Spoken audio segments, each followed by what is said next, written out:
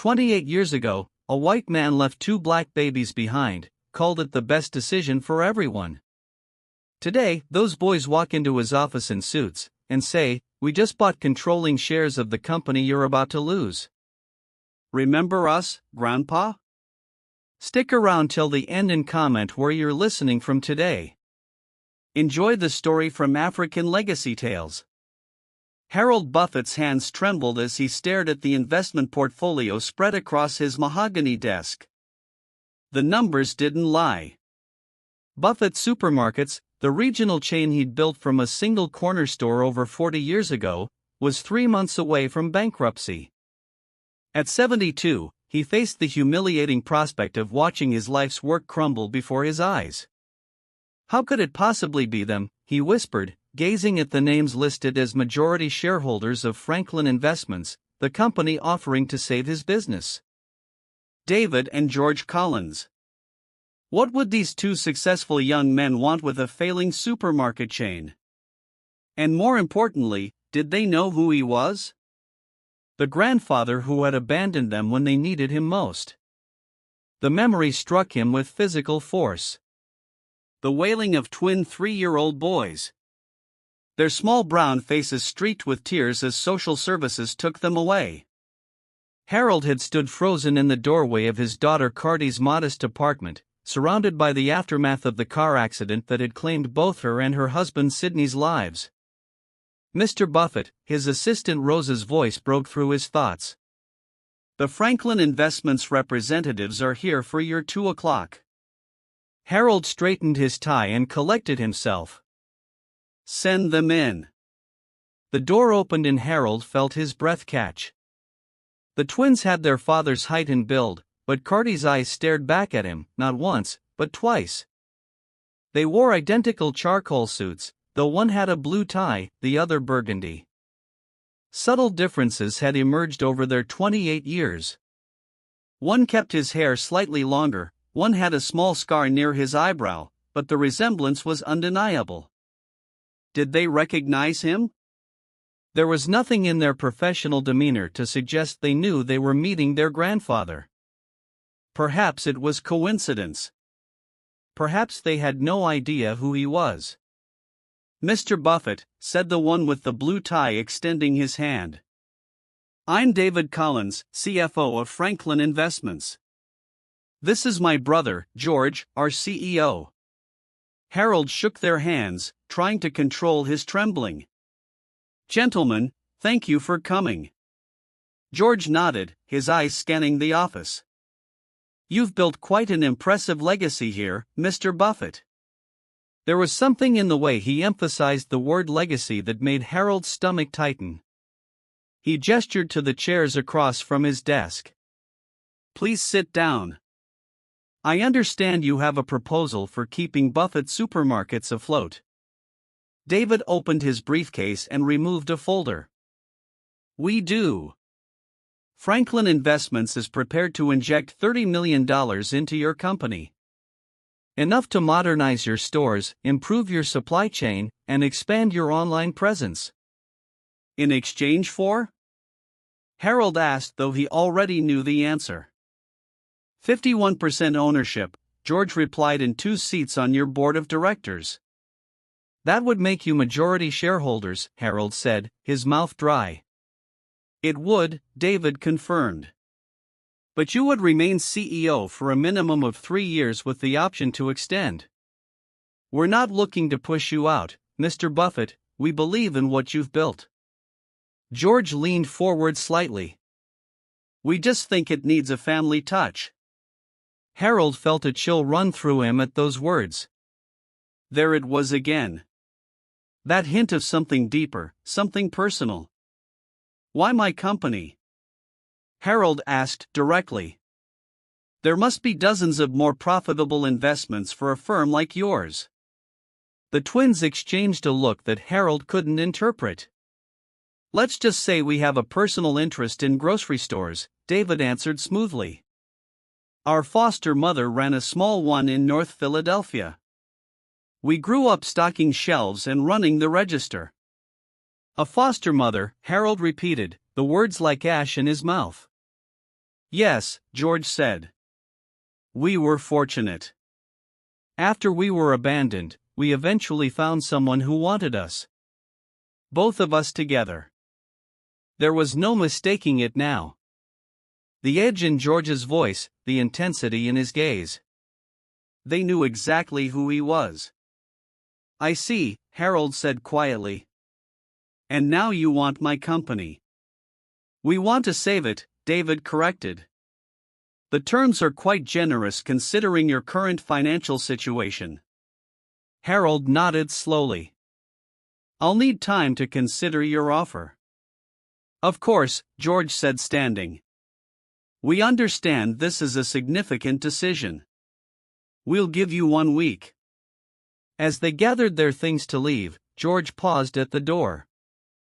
Oh, and Mr. Buffett, we've taken the liberty of reserving a table at Chez Shell for dinner tomorrow evening, 7 o'clock. We thought it might be good to discuss old times. Family history, you might say.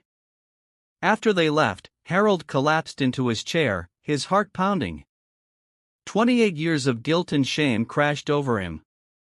The twins hadn't come merely for his business. They had come for answers. And Harold wasn't sure he had any that would satisfy them or himself. Hook, what shocking secrets will unravel during their family reunion dinner? Outside in the hallway, David loosened his tie slightly as they walked toward the elevator. Did you see his face? He asked quietly. George nodded, his expression unreadable. He recognized us. Of course he did. We look like Mom. The elevator doors closed and George finally allowed his professional mask to slip, revealing the anger he'd been containing. Phase 1 complete. He's terrified, as he should be. David agreed. But remember the plan. We need to know why he did it before we decide what happens to his precious legacy. Do you think he'll show up tomorrow night? George's smile was cold. He'll come. He's too afraid not to. What neither twin realized was that Harold Buffett's assistant had been standing just around the corner, hearing every word of their exchange, and she had secrets of her own to protect.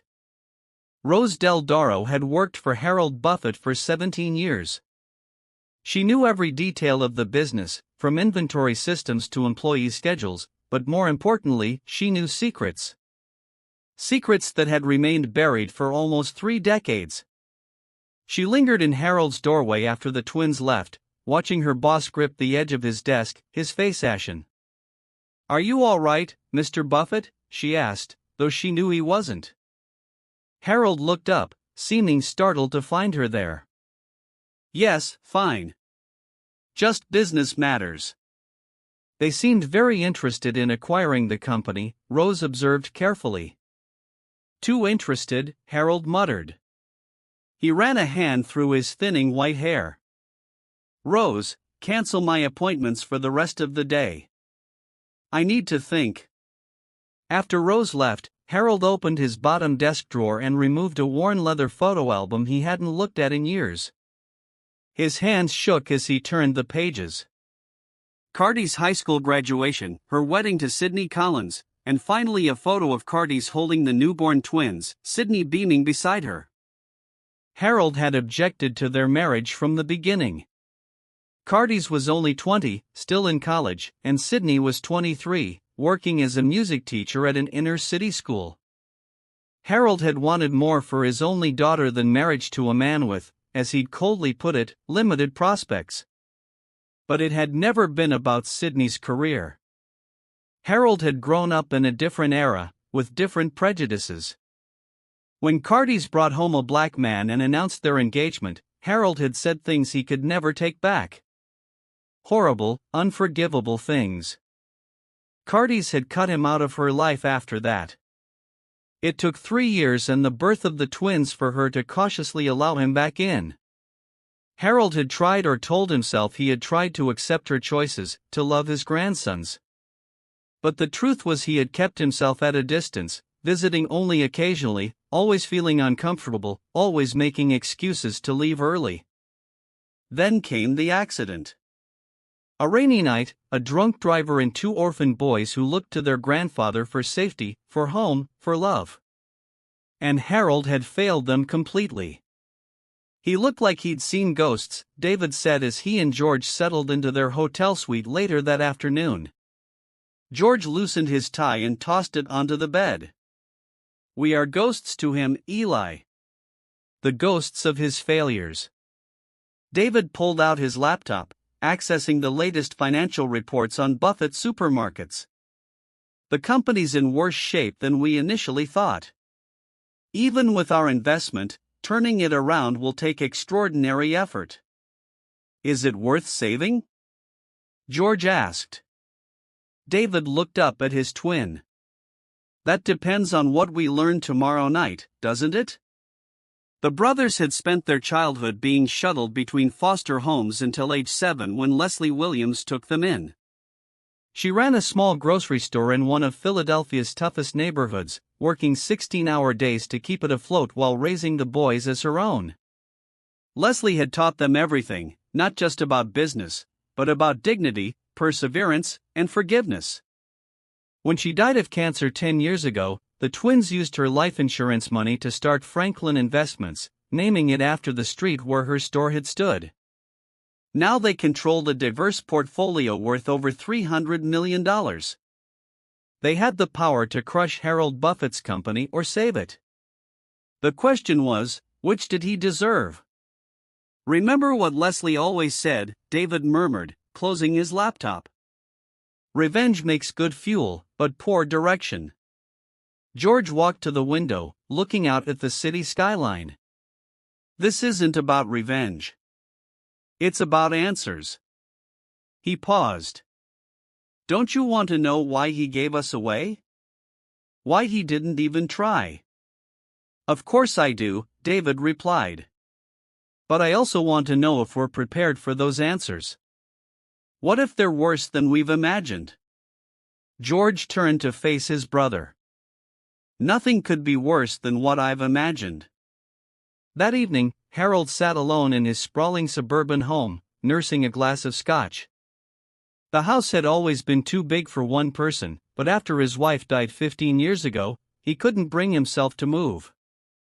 Now it felt more like a mausoleum than a home. His phone buzzed with a text from Rose. "Call me when you can. Important." Harold hesitated, then dialed her number.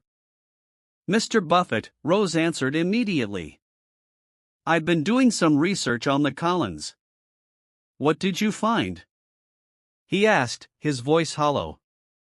"They're incredibly successful. Their company, Franklin Investments, has a reputation for ethical investing and community development. They built their first fortune turning around a failing nursing home chain. Then they expanded into affordable housing and now commercial investments. And their personal lives, neither is married. They're both involved in various children's charities, particularly those supporting foster children. They established a scholarship fund in their foster mother's name. A woman named Leslie Williams who took them in when they were 7. Harold closed his eyes. 7. They spent 4 years in the system before finding a home. There was a pause on the line. "Mr. Buffett, there's something else you should know."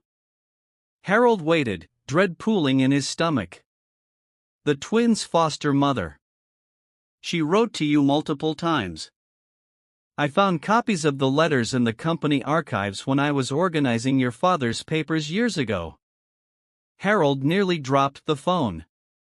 "What? That's impossible. I never received any letters." "Not directly," Rose said carefully. "Your father intercepted them. He was still running the company then, remember?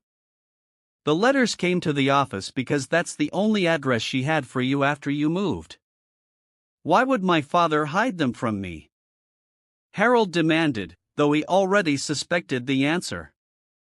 "I think you know, sir," Rose replied softly. From what I gathered from the letters, Leslie Williams wanted to maintain some connection between you and the boys. She wrote that they asked about you sometimes about their mother. She included photos, school reports. Harold felt sick. My father, he never approved of Carty's marriage either. He was worse than I was. There's one more thing, Rose continued. One of the letters mentioned that George was hospitalized with pneumonia when he was 9. It was serious. Leslie tried to reach you then, too. Harold's hand shook so badly he had to set the scotch down. I never knew any of it. What will you tell them tomorrow night? Rose asked. The truth, Harold said after a long moment. That I was a coward and a fool. That I let my father's prejudice and my own continue to hurt them long after I should have protected them. After hanging up, Harold returned to the photo album. On the last page was a picture he'd almost forgotten. The twins on their 3rd birthday just weeks before the accident. They were laughing, their faces smeared with chocolate cake. Carty's and Sydney glowing with pride behind them.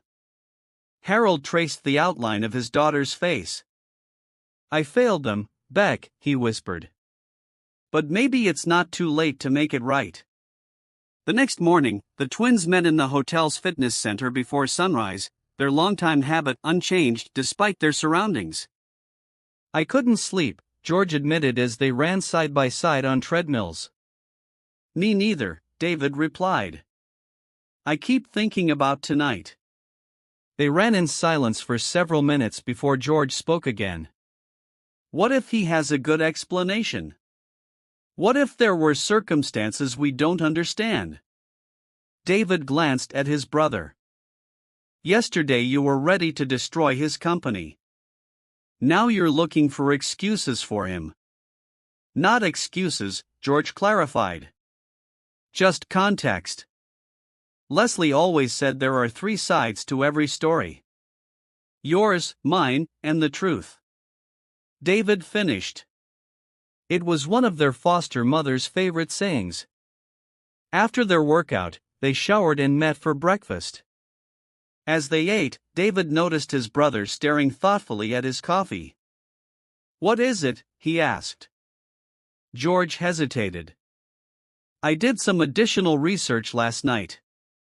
Harold's father, Walter Buffett, was still alive when we were placed in foster care. He died when we were 6. So Walter Buffett was notorious for his views. There were lawsuits against the company in the 70s for discriminatory hiring practices. David frowned.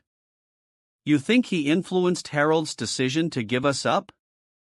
I think it might be more complicated than we assumed, George replied. Harold was already in his 40s when Mom met Dad. He grew up in a different world.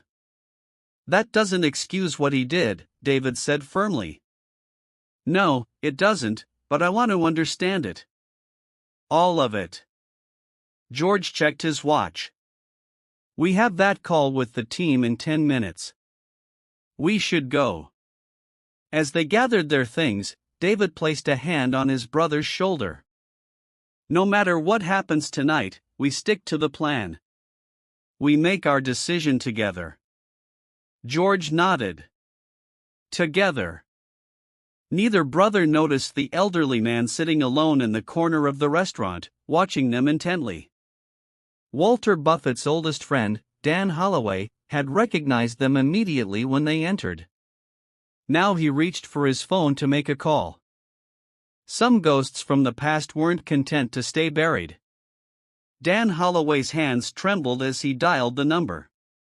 At 79, he was the last living member of Walter Buffett's inner circle, the last keeper of secrets that had shaped the lives of 3 generations.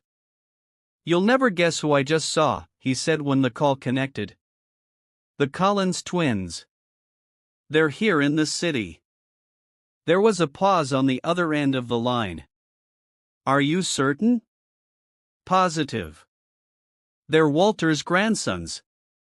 No question about it. Cardi's boys. What are they doing here?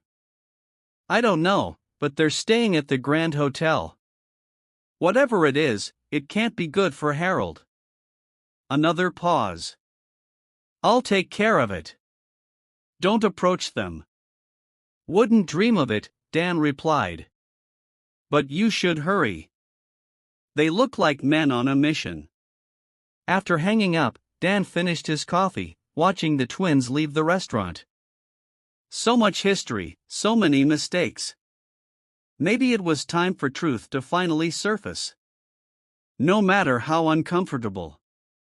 Harold spent the morning at his office, though he couldn't focus on work. The revelation about his father's interference haunted him. Walter Buffett had been a domineering force in Harold's life, a man whose approval he desperately sought even into his 40s.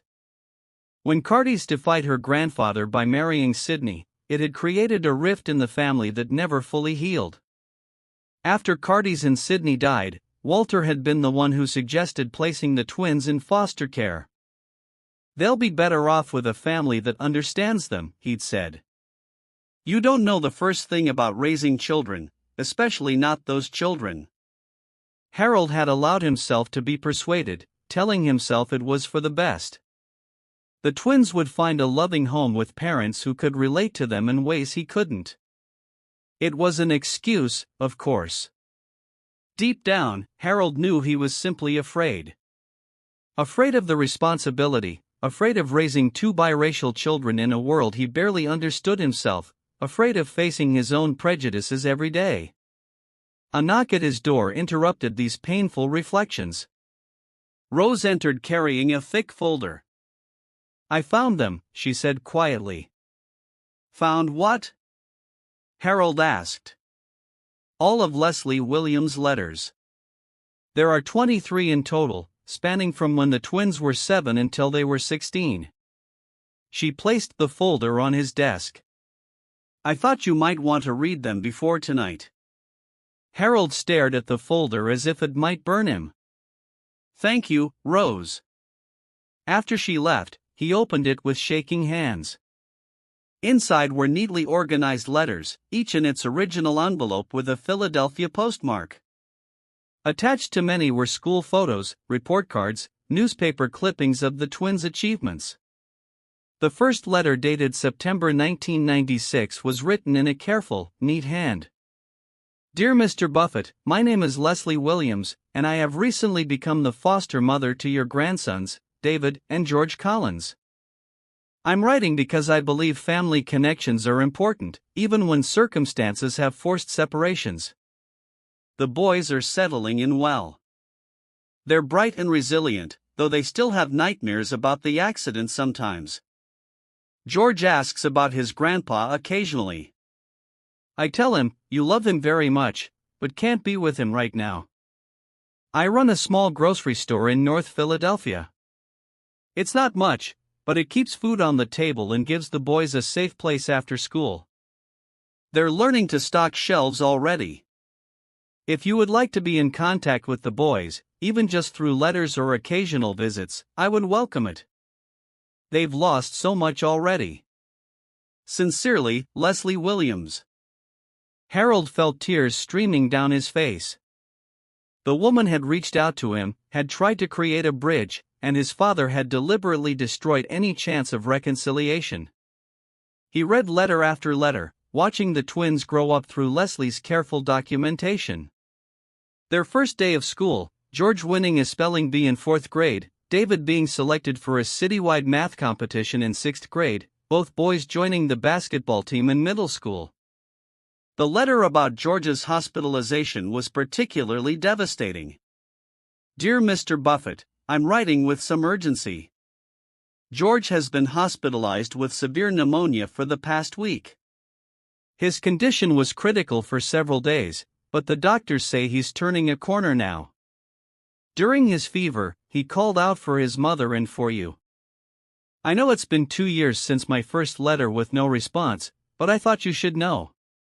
The hospital is Philadelphia Children's on North Broad Street, room 412, if you would like to visit. David is being very brave, but he's frightened for his brother. A visit from their grandfather would mean the world to both of them right now. Sincerely, Leslie Williams. Harold put the letter down, unable to read further. His father had kept this from him. Had let him believe the twins were fine, that they were better off without him. And Harold, to his eternal shame, had been content with that comfortable lie. Across town, the Collins twins were concluding a series of business calls in their hotel suite. Their team in Philadelphia had compiled a complete audit of Buffett's supermarkets, confirming what they already knew. The company was struggling, but salvageable. The question remains, their lead analyst said over the video call. Is this acquisition worth the effort? Even with your personal connection, there are more lucrative opportunities elsewhere.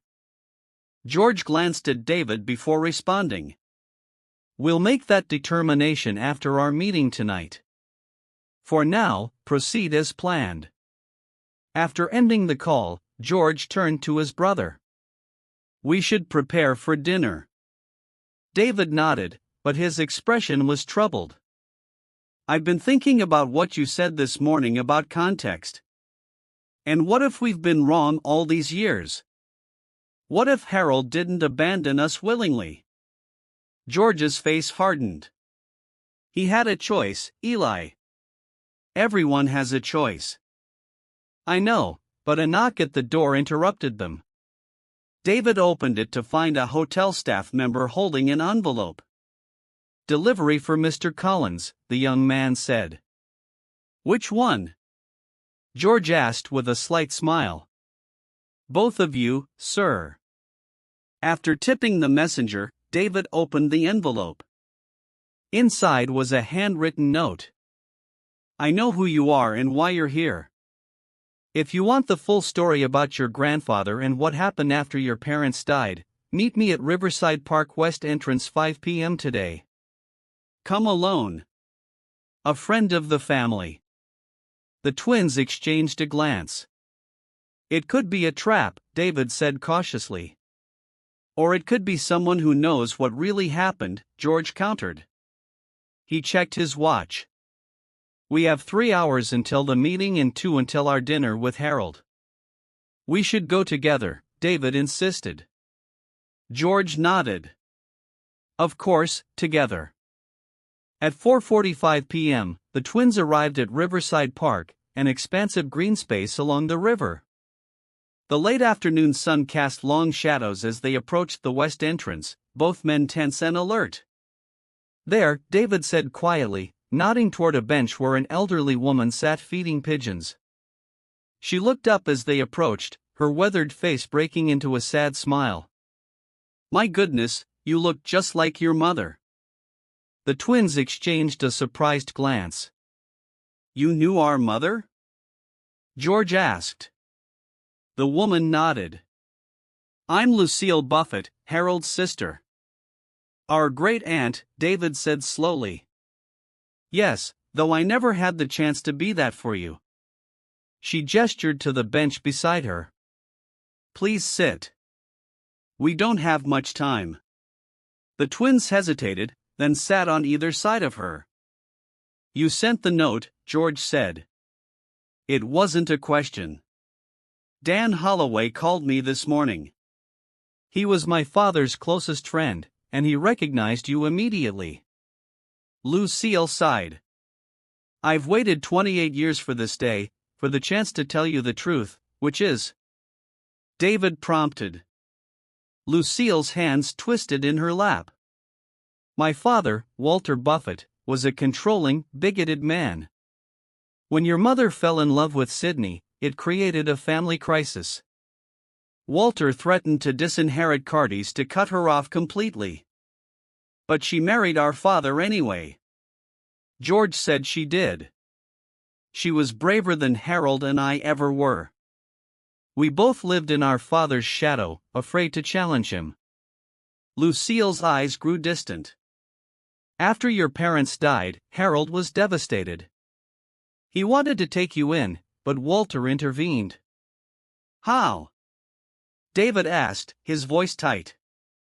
Walter threatened to remove Harold from the company if he took you in. The business was Harold's whole identity. And Walter. He told Harold that mixed-race children would destroy the company's image with their core customers. Lucille looked down, ashamed. It was cruel and racist and wrong. But Harold gave in. So, he chose his company over us, George said bitterly. Lucille shook her head. It wasn't that simple. Harold was a broken man after Carty's died. He was paralyzed by grief and guilt. He'd spent years trying to mend his relationship with Carty's, and then suddenly she was gone. She paused, and Walter didn't just threaten the company. He threatened to contest custody to use his considerable influence to separate you boys if Harold tried to keep you. He would have split us up, David asked, horrified. He would have tried, and back then, with his connections, he might have succeeded. Lucille reached into her purse and withdrew an envelope. Harold doesn't know I'm here. He doesn't know what I'm about to give you. She handed the envelope to George. These are copies of letters your foster mother wrote to Harold over the years. Walter intercepted them all. Harold never knew you tried to stay in touch. George took the envelope, his hand trembling slightly. Why are you telling us this now? David asked. Because it's time for the truth. All of it. Lucille stood slowly. I've made my own mistakes. I should have stood up to my father. I should have helped Harold fight for you boys. Instead, I remained silent. She looked between them. What you do with this information is up to you. But before you judge Harold too harshly, remember that people can change. Even an old man who spent decades regretting the worst mistake of his life. As Lucille walked away, the twins sat in stunned silence. The envelope heavy in George's hands. We're meeting Harold in 30 minutes, David finally said. George nodded, his expression unreadable. And now we have new questions to ask. What neither of them realized was that Harold was already at the restaurant rehearsing the hardest conversation of his life, and he wasn't alone. Chez Michel was an old-world establishment with private booths separated by dark wood panels and soft lighting that created intimate pools of illumination. Harold had arrived 30 minutes early, partly from anxiety and partly because he needed time to prepare. The folder of Leslie Williams' letters sat on the table before him. Can I get you anything while you wait, Mr. Buffett? The server asked. Just water for now, thank you, Harold replied, his mouth dry. As the server left, Harold noticed a commotion at the front of the restaurant.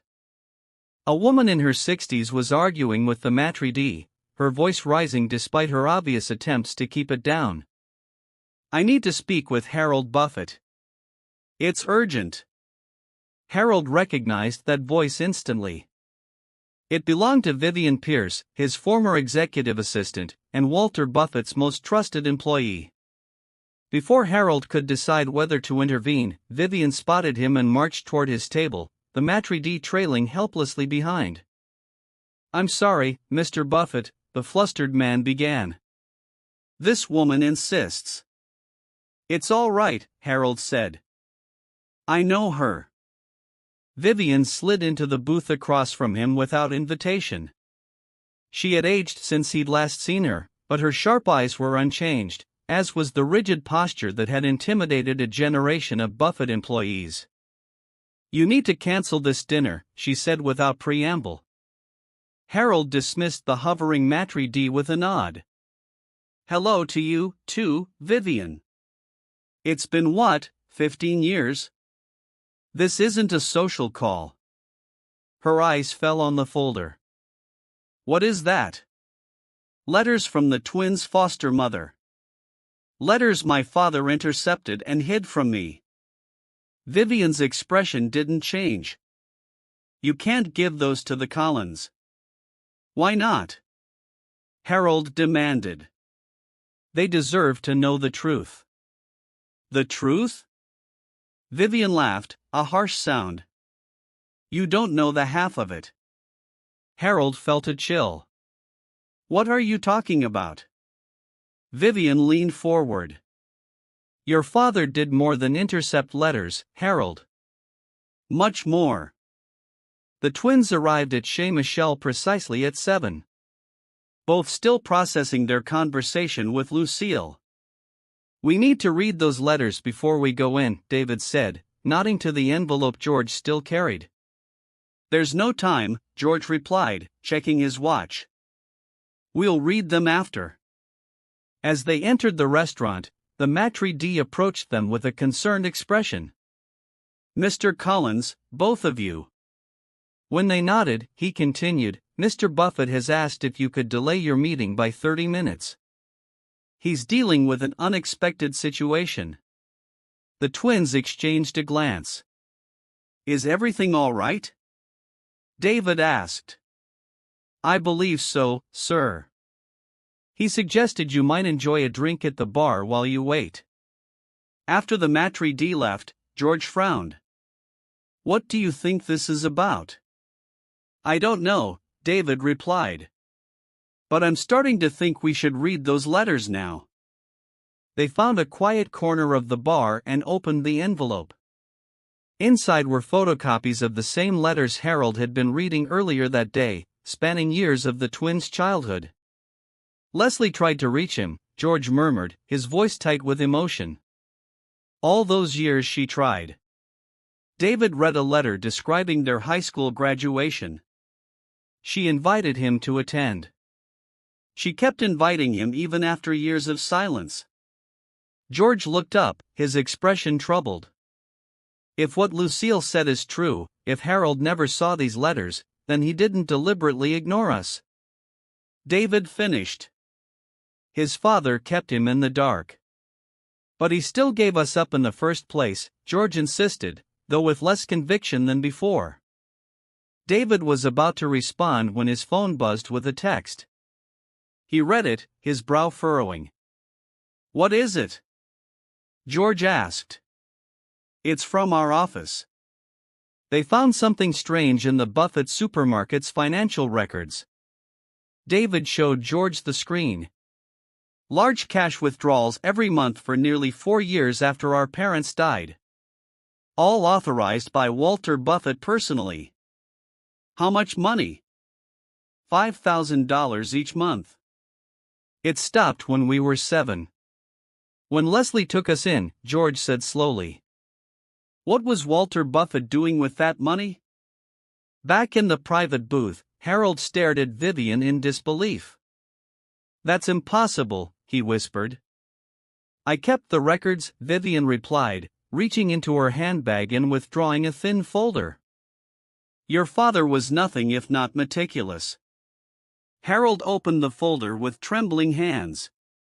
Inside were financial statements showing monthly payments to an entity listed only as Child Welfare Solutions.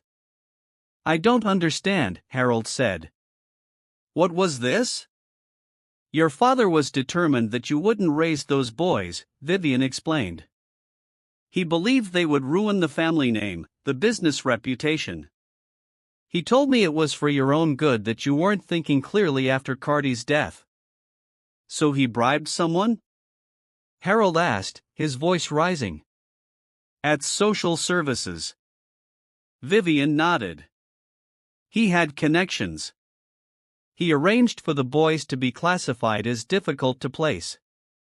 Twins, mixed race, trauma history.